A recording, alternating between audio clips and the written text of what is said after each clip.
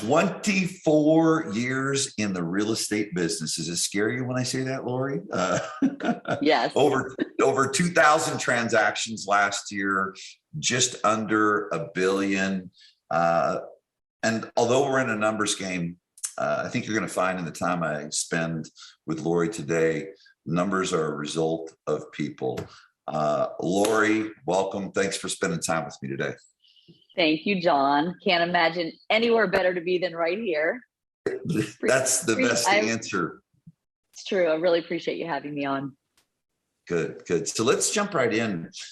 I want to go right to just give us really quick, because I think the most important thing with someone like you that has delivered amazing results and you look at the longevity in the business. I mean, we could go for a full day and people are going to want to get the nuggets, but I think it's good to just go back to those first days, the first year in the business, because so many people see the numbers that I've shared. Everyone in the industry knows you.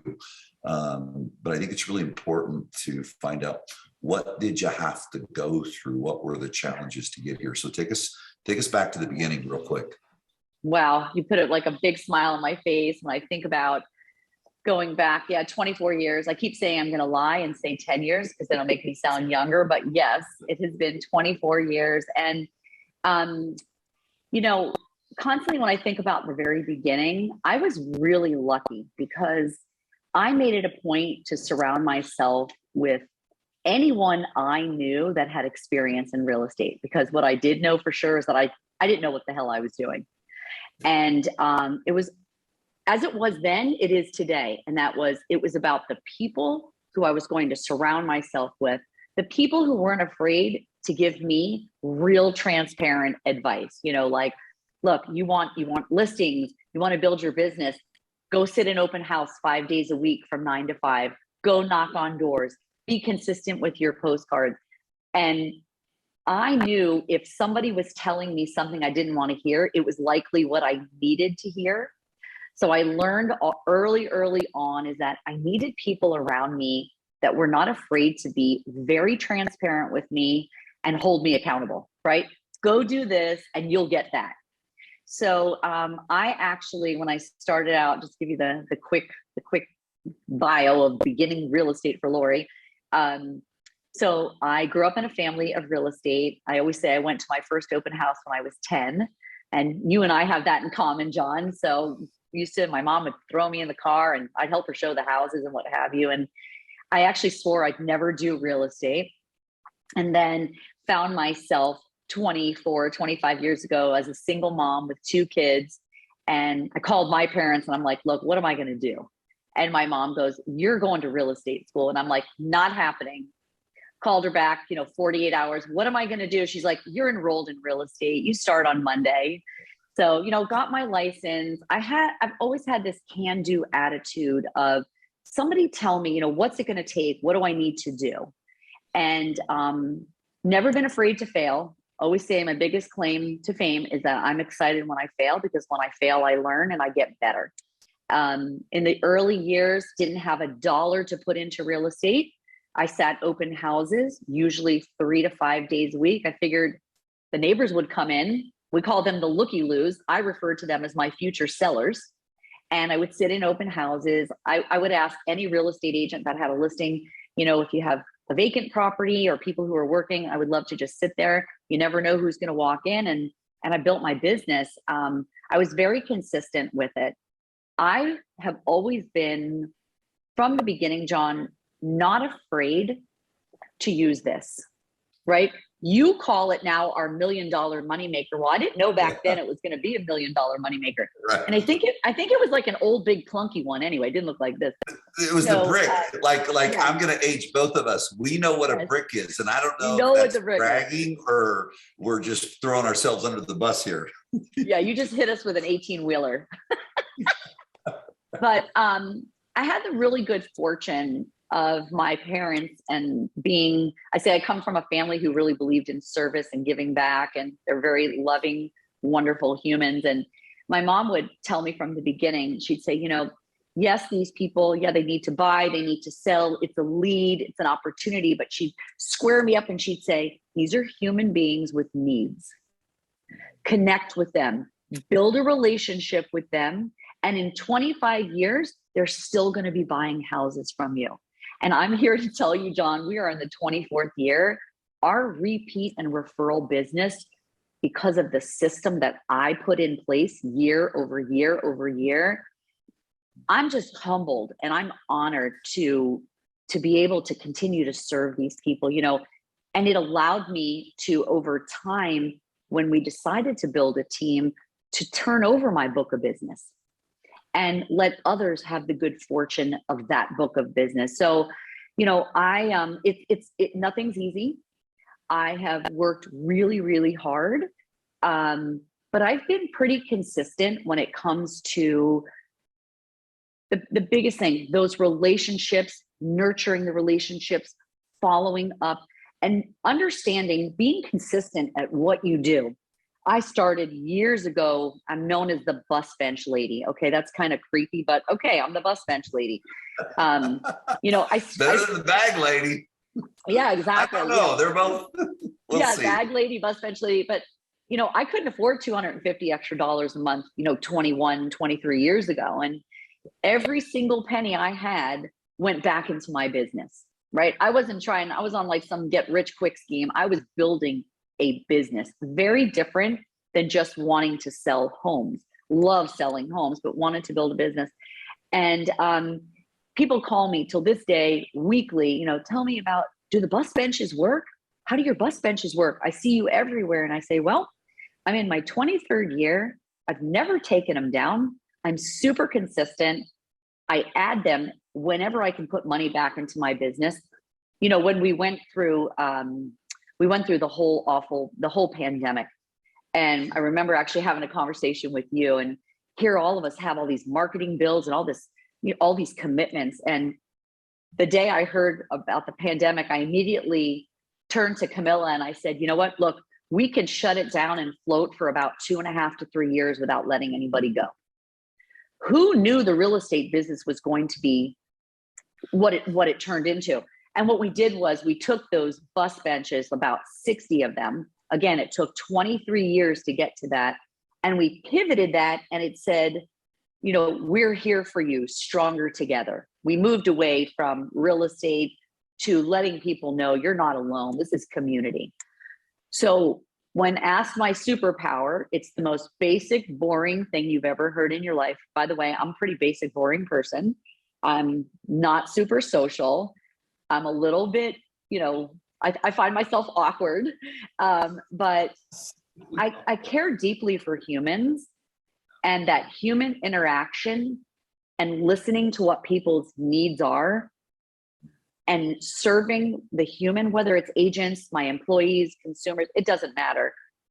My husband, my kids, you, listening intently to what matters to John, what's going on in your world, acknowledging it, we will have a relationship forever, because relationships are two-way streets. So from the very beginning, I've just been building relationships. I've been consistent. And, you know, I have a passion for growth, and I'm obsessed with helping other people hit their goals.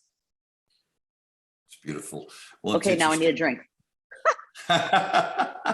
Well, you know what? And I'm going to go somewhere personal just for a second, you know, because I've had the privilege of spending some time with your husband.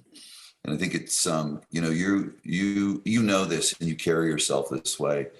You know, to go for 24 years and keep going and being inspired, there's something deeper.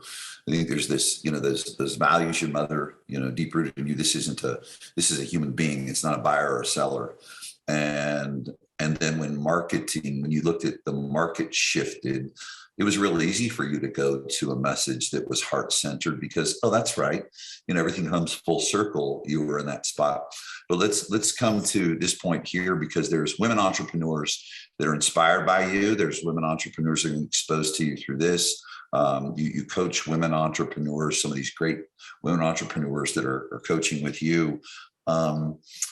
Talk to us about your husband, who's supporting an amazing woman who's out front, Oh, because I think wow. that's pretty neat to share.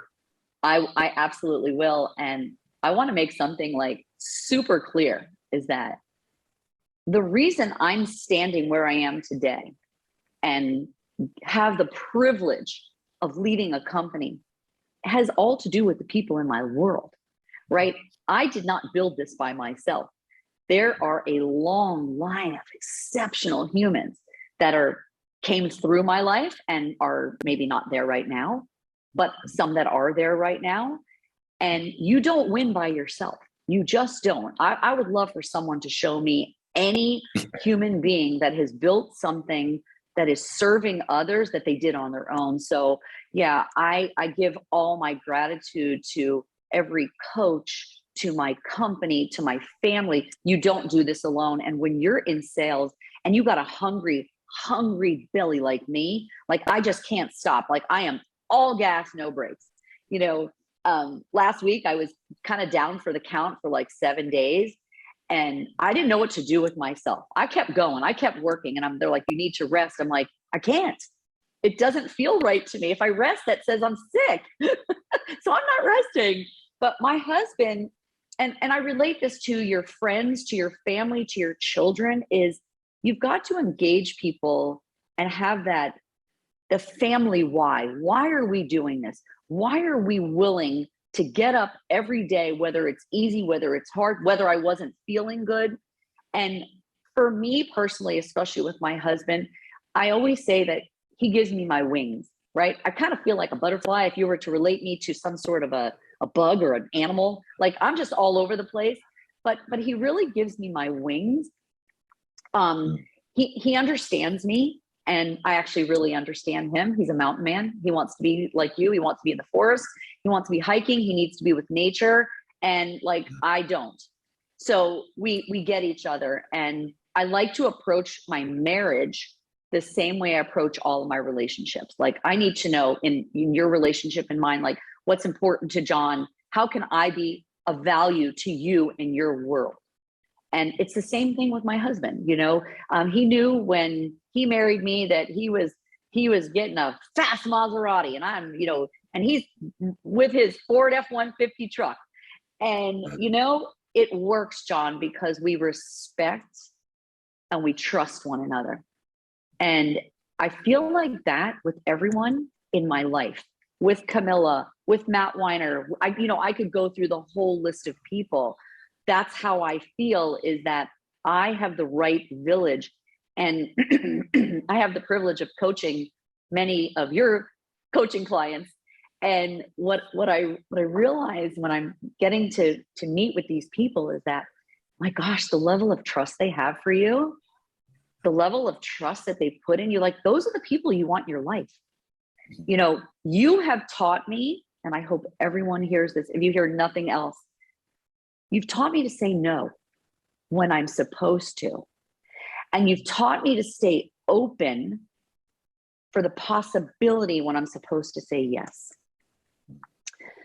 I feel like I've said yes more of the right times, and I'm learning to get better at no when I'm supposed to say no. And you have to learn and trust yourself that it's okay to say no. Really quick, last week with one of our coaching clients,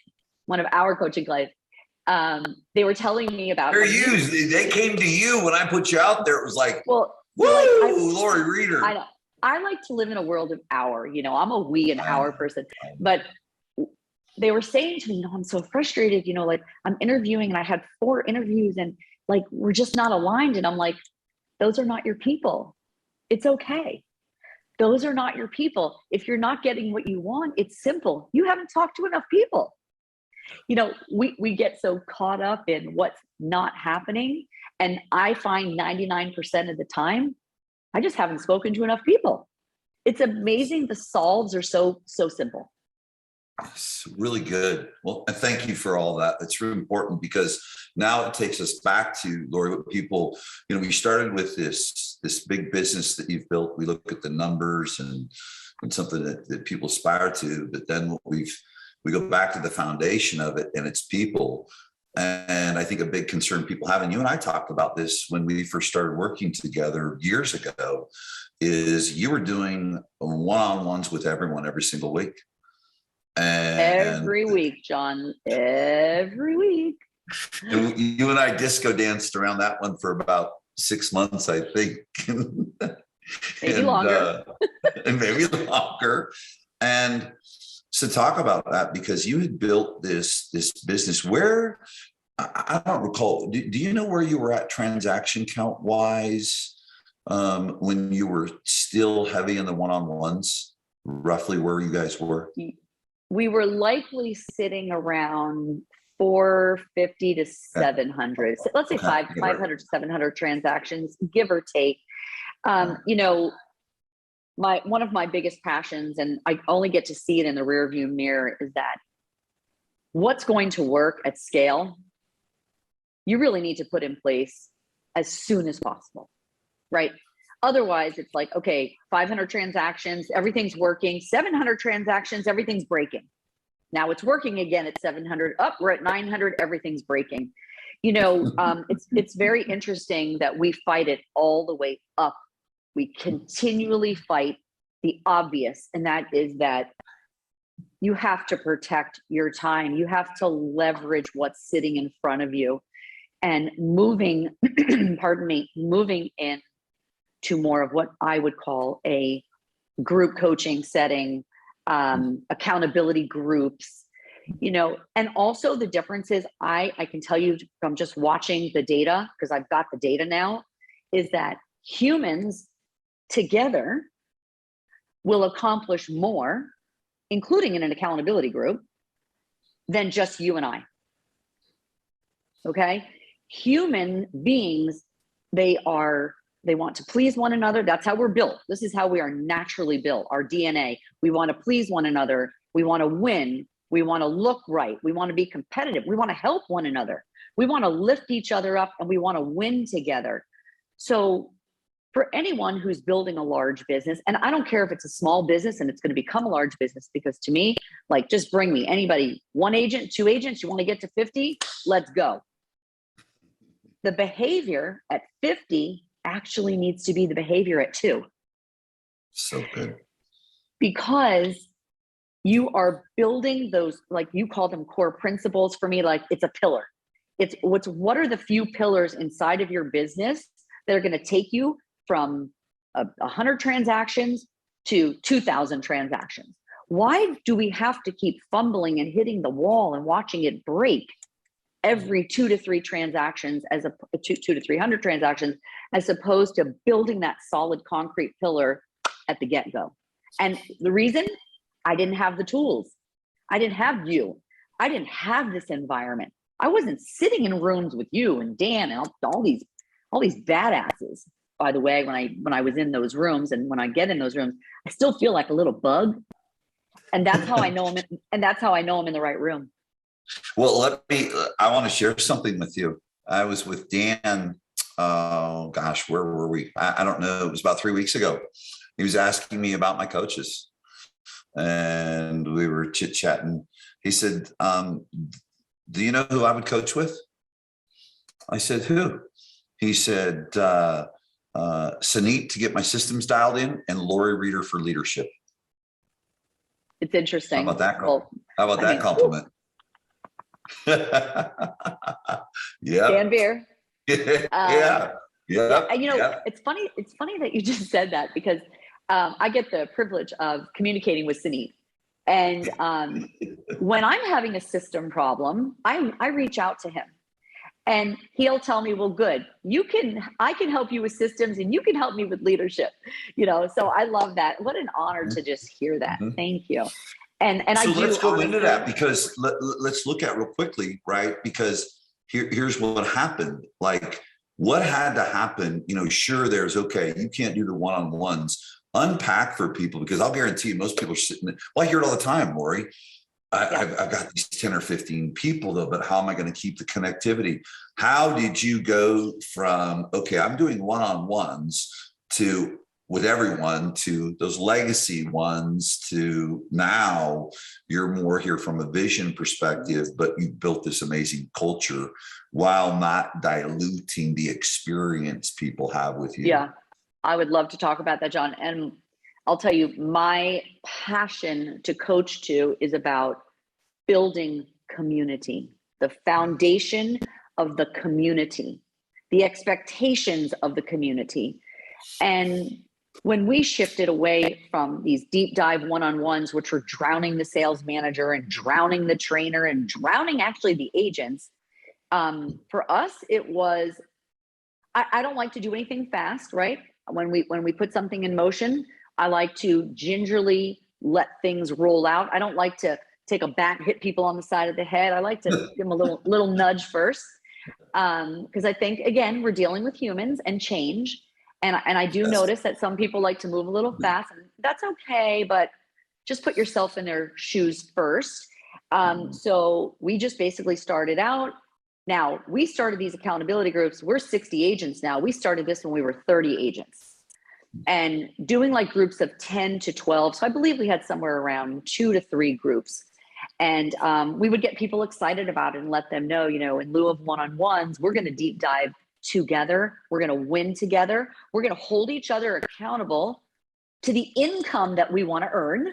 We can call them gold all day long, and we can call it accountability, but show me the money, baby. I want to earn 100. You want to earn 100 grand? I'm going to tell you how to do it. And we would get into these tight conference rooms. Eventually, obviously, they moved to Zoom. Now they will move back to conference rooms. And we would, with a little notebook paper, go around the room and everybody would declare. What I did, and this is something I really worked for us, is I made sure one of our, should we call them oldies but goodies? It makes me feel younger. We'll call them oldies but goodies. Maybe people with a lot of experience on your team, someone who's been there a long time, someone who could actually eventually lead this group, because Laurie Reeder wasn't going to be able to sit in all these groups.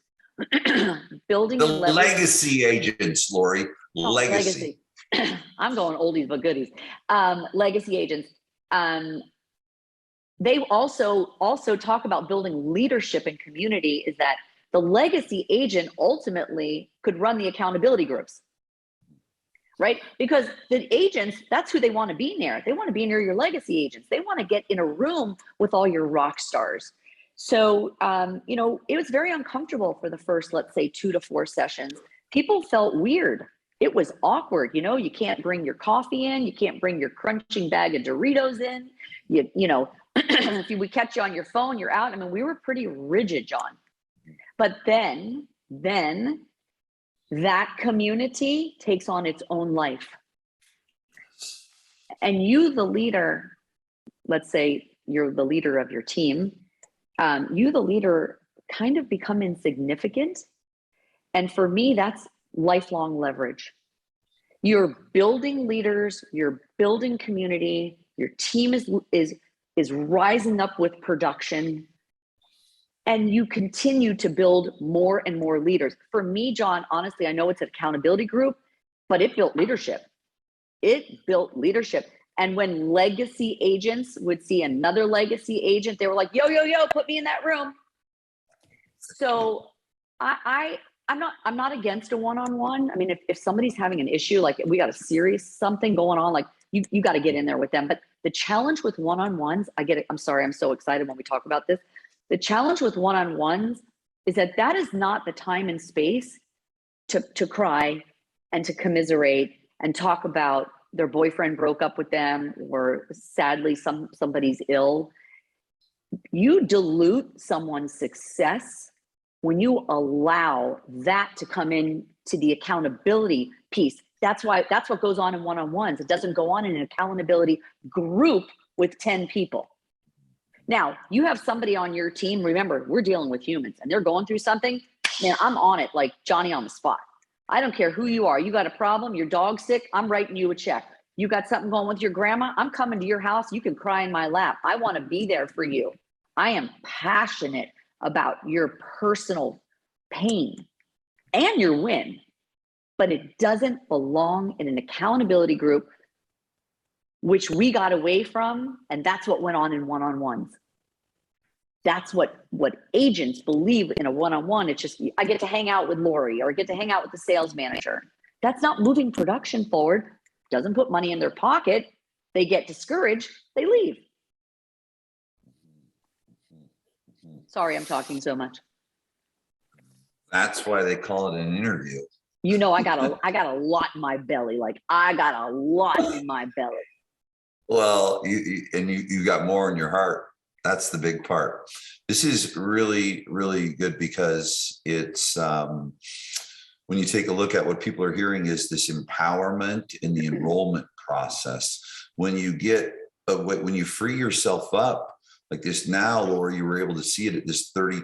You probably weren't able to see, oh, okay, like one person does something, the other people see it, and now I can really scale this thing. And what I want people to hear too is what Laurie's talking about, or these words. I like it. I like to break it down when you hear what someone's doing and then go in reverse, because people use words empowerment, volunteerism. Okay, what's it mean? Laurie's told you about it in the trenches. What she's talking about is volunteerism, empowerment, and community in action. Yep, big it's time, community in action. Talk to but so let's go here. There's who you are, what you do, and what you stand for. Now the biggest part was, because to move from those one-on-ones, okay, now you had to transfer, or you had to be transferring your DNA of your heart, your spirit, your soul, and how you live and run a business, because that's what culture is. Y'all are different tribes, villages, communities. Yes. So then you had to bring human resource up. Talk to everyone about probably the most critical hire that you've made in this business today over the years, and what the development of that person looked like. Where did they come from, and where are they at today? Because if you take a look at every organization, it's interesting as I ask you this question, very impromptu, because I'm thinking about it. I think each and every one of y'all has that person. Tell us if there is that one person. Yeah. So, it's been 7 years ago. I've been out of production now for 5 years. So 7 years ago, one of my daughter's best friends was in college and needed just a part-time job. And I gave her a job. And she was working, doing little administrative things for a couple of our legacy agents, oldies but goodies. And I noticed about 6 months in a behavior different to something I'd ever noticed before, right? It was different. It was punctual. It was someone not afraid to step forward and give an idea. It was someone who had little to no emotion in the process. 6 months in, a year in, I went to my legacy agent. I said, you know what? I'm stealing her back from you, because you really don't need her, and you can't afford her. And I'm going to jump into business with her. And I'll tell you when we really took a turn. And you guys, if you haven't met her, you will at some point, is the amazing Camilla.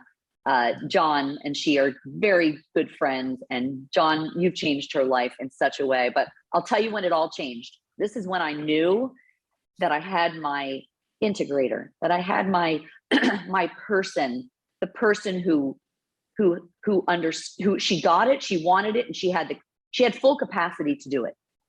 And I was on a cruise with my mom and my daughter, and I'm literally in the middle of the ocean, not even kidding. And of course I had Wi-Fi, because I can't get away from my laptop because I'm obsessed. And I get a phone call from my director of operations, and she says, hey, Laurie, I'm sorry, but this is just not going to work out for me, and I'm going to be leaving your company. Now, this is my director of operations. I'm on a cruise ship. I got a company running and what have you. And I thought, oh my gosh, okay, well, when I get back, can we discuss it? She's like, no, I need to give my 2 weeks notice now. So I got on the phone from the cruise ship, and I said, I called Camilla, who at that time was an assistant to the director of operations. And we were a much smaller company, 400 units. We're still a great company, but much smaller company 7 years ago. And I said to Camilla and to Jessica, who was my marketing director, I said, well, it appears that our director of operations is ready to go. And would you guys like me to give her 2 weeks? What do you want me to do? And Camilla literally on the phone said to me, she's like, well, I'm doing her job at 100% capacity. So I can help her pack her stuff and she can leave today. She does not fit our culture.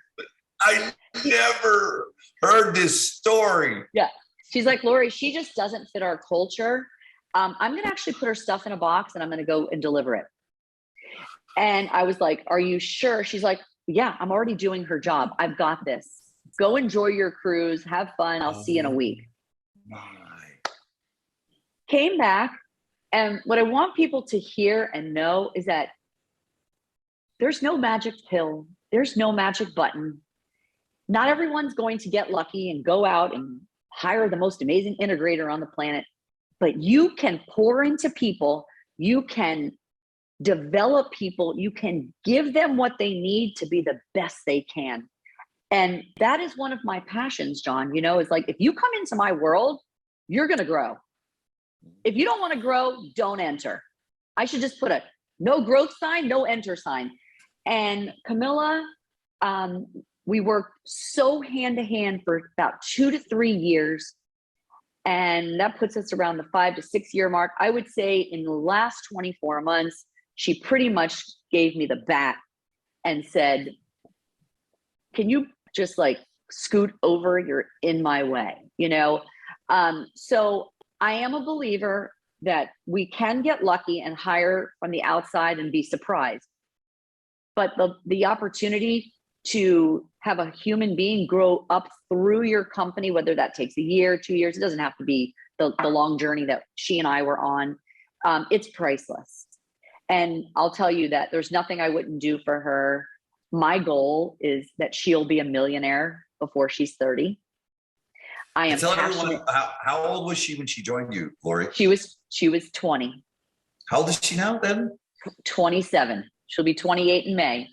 I want everyone to hear this, and the things I don't know. It's 4+ years ago, I think. Laurie and Camilla had inquired about coaching. I got on with her, and this young lady came. So, what are you going to do? Well, what's that look like? What's this? What's this? I'm like, hey, I'm interviewing you, man. And John, you know that, and everybody knows that Laurie Reeder doesn't show up to masterminds, events. I don't care what it is without my people. No. Because my people are the ones that are helping to grow this massive opportunity for many. And it's just, I like to say I got lucky, but I put a lot into this. I would do anything for her. Let's stop there, because this, Laurie, we've been in rooms and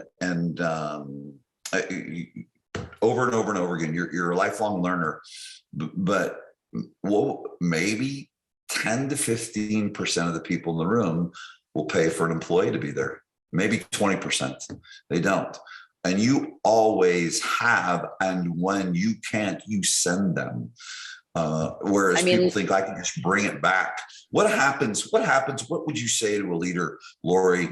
Well, I'm going to go to this seminar. I'm going to go get coached here. Or I'm going to get coached there. And then they bring it back to their leadership team. What happens versus that person being on the coaching calls like Camilla is, or even coaching with me one-on-one, coming in the rooms? What's the breakdown there? Well, think about this, John. I bet every one of your coaching clients says, look, I'm investing in my business. They all tell me I'm investing in my business, putting all this money in my business. I'm buying billboards and I'm doing this and this. I'm like, okay, how much are you spending on your people? Because your people are your business, not the billboard. And I got a slew of billboards, but I can take them up, put them down. I mean, it's metal. So when we talk about investing in our business, it's really, we should talk more about investing in our people. I promise you with everything I have that me going to an event and coming back and sitting in a room and going, you do this, you do this, you do this, you do this, you go over here. What happens is we go to events. I take as many people as I can I don't say a word. I'm zipped. I'm chilling in the back going, damn, this is awesome. And guess what happens? My people are going, we're going to do this. We're going to go in that direction. Let's go faster, Laurie. Let's hire 100 agents. Camilla, the other day, there's an event coming up in Nashville, and it's my daughter's birthday. And Camilla and my daughter are this. So Camilla's having to miss the event. I'm like, don't worry about it. We could send 3 other people. She's like, you're right. We pass it along, because then when Gail and when my sales manager, sales trainer, and recruiter come back, they sit Camilla and I down and they go, we're going to hire 150 agents, not 100. We're going to up the quality and the value in our accountability groups. What good is it for Laurie Reeder to tell them?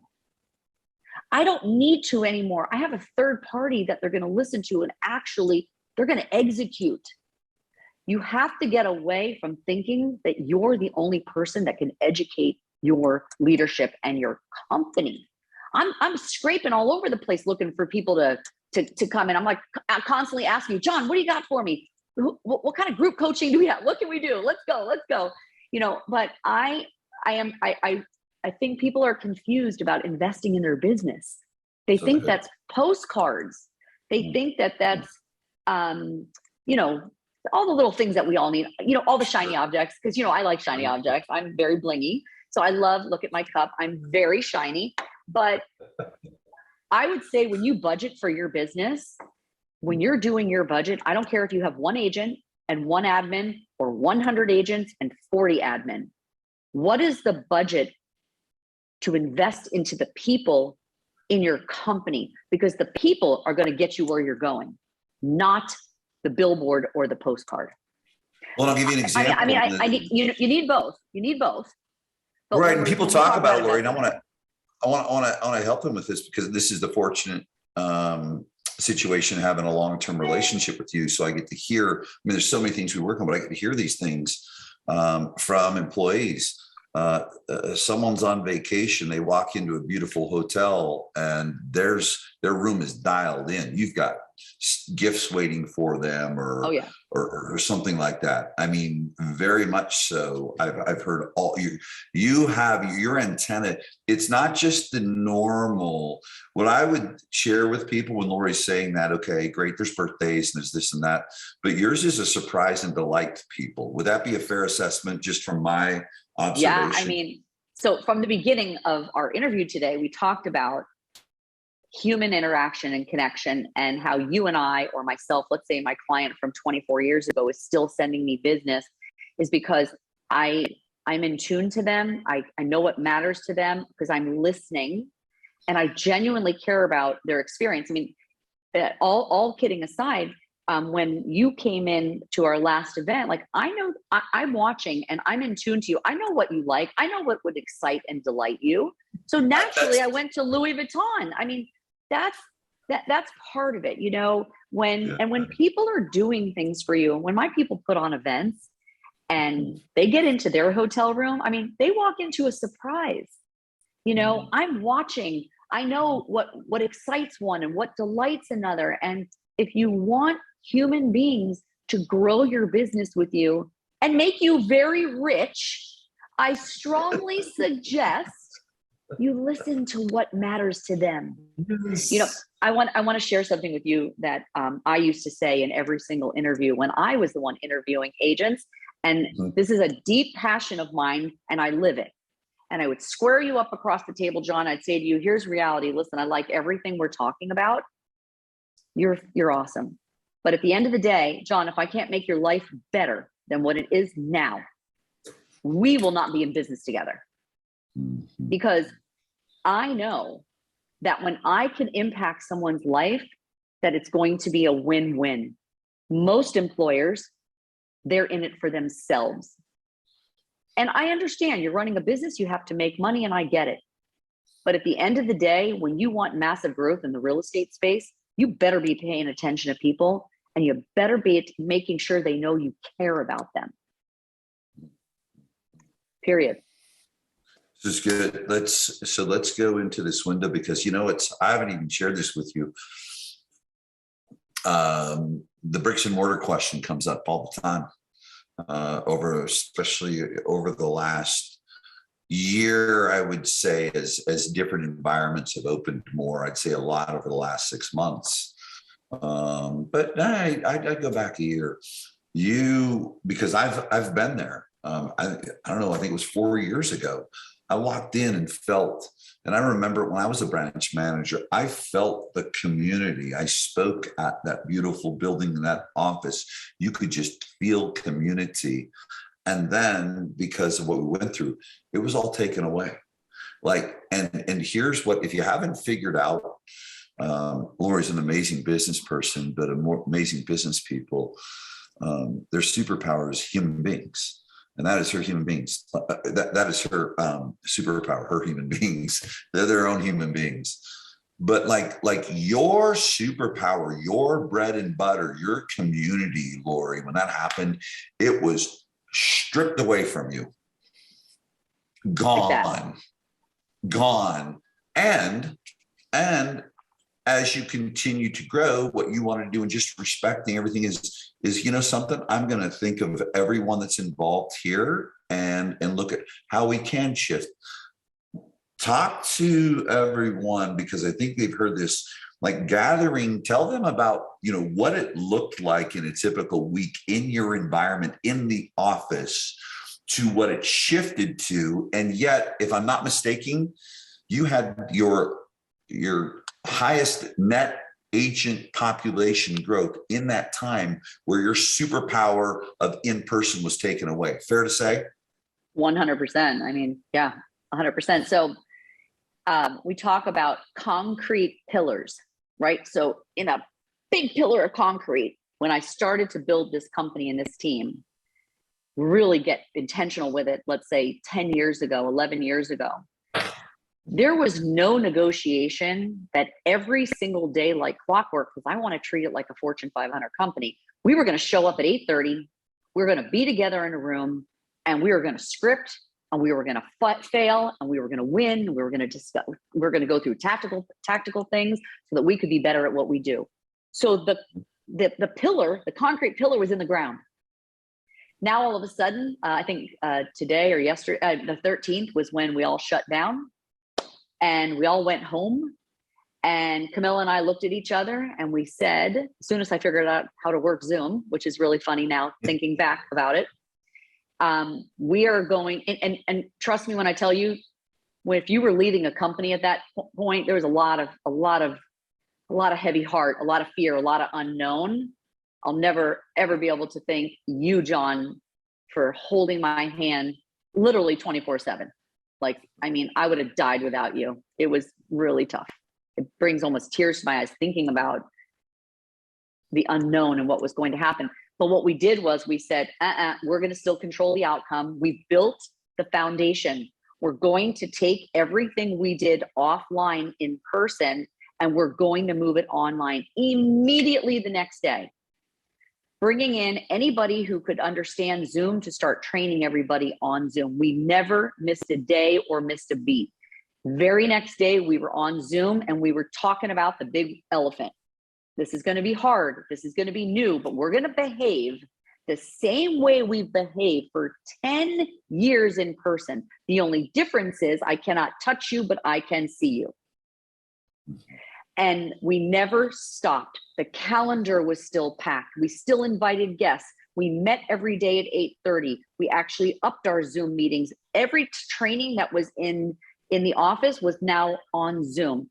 If there was let's just give you an example, a Cheers for Peers Friday where we give out gifts, those were mailed. I mean, I lived on Amazon firing off gifts to people. Amazon, it didn't matter. I was sending meat and chicken and you name it. I had toys going all over the damn place. I didn't care. People needed to know that we're going to all make it through this.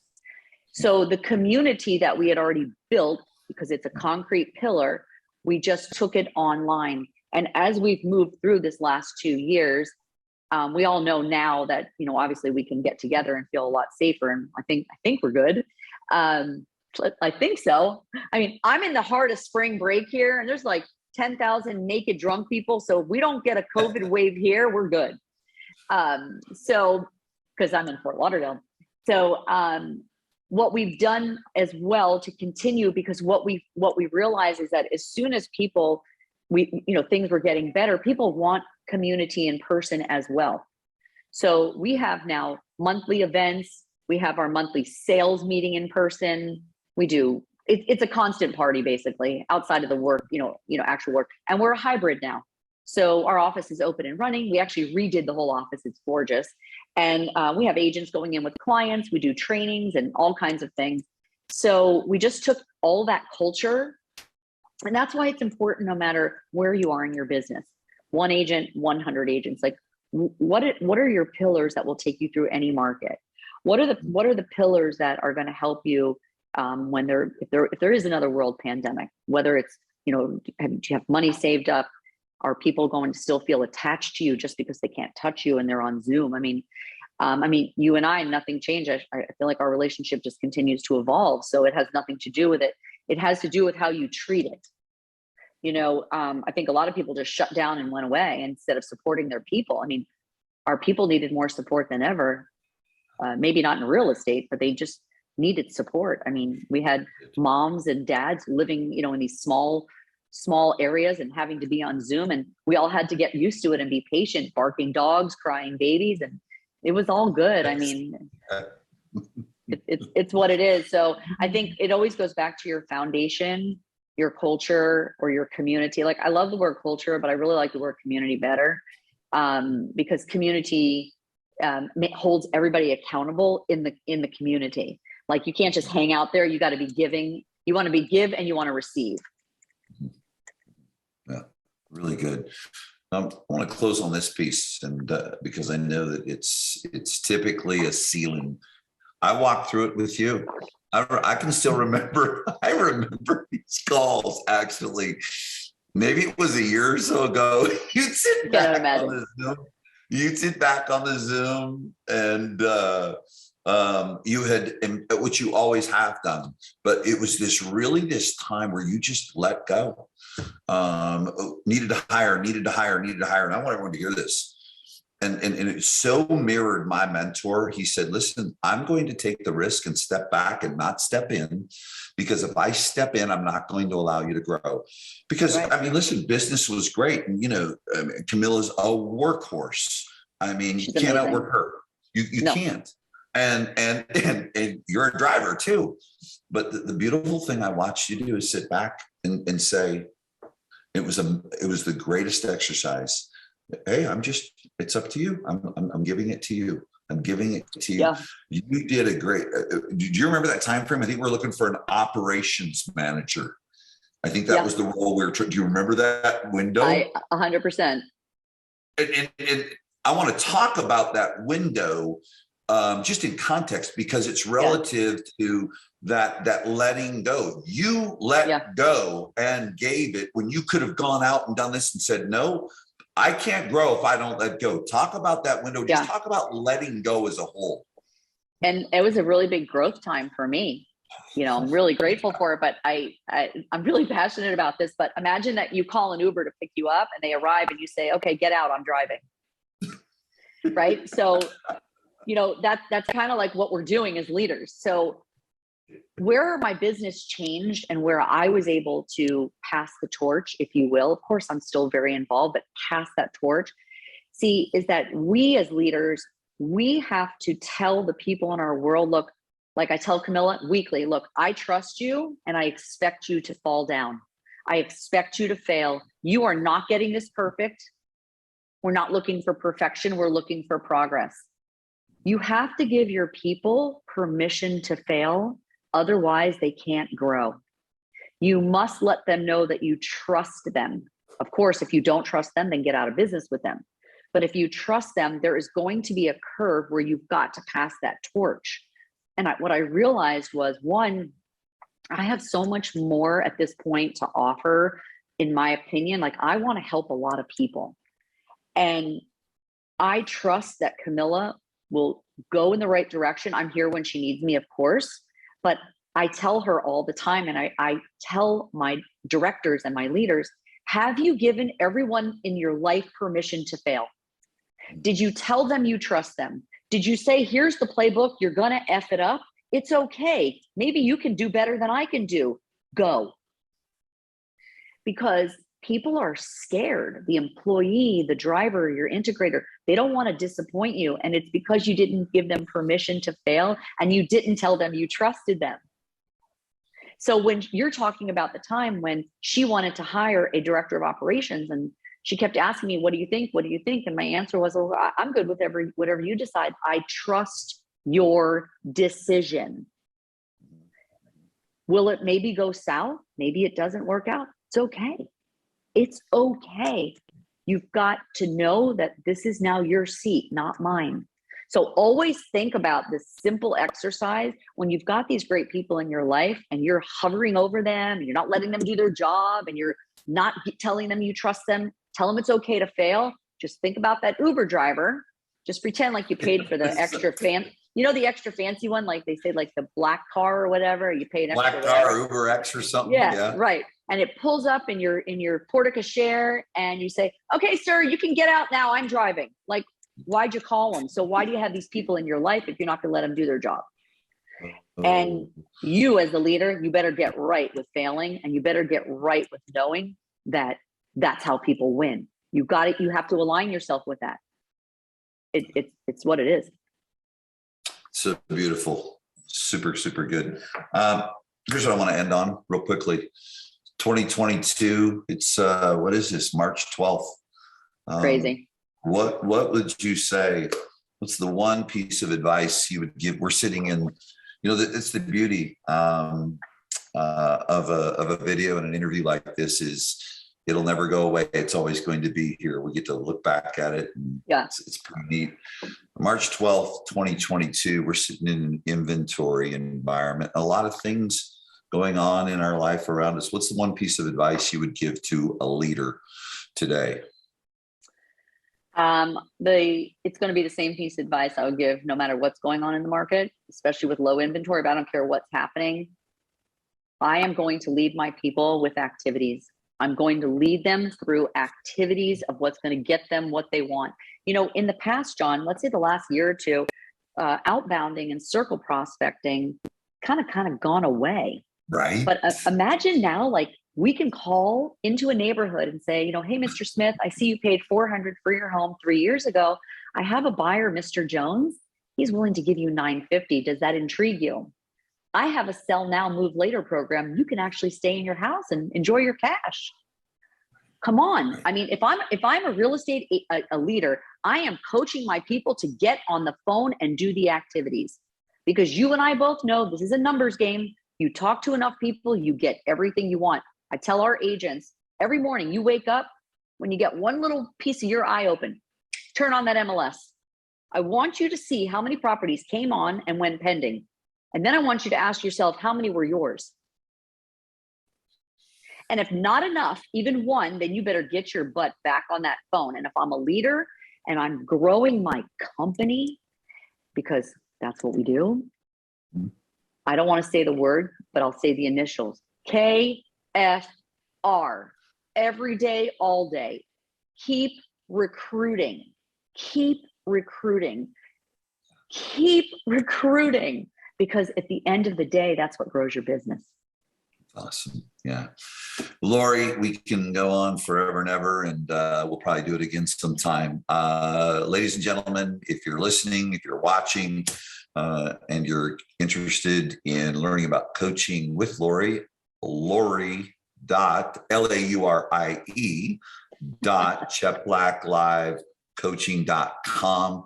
Laurie, I love you, adore you, I appreciate you, and we've got so many great things to do to continue to contribute and build community.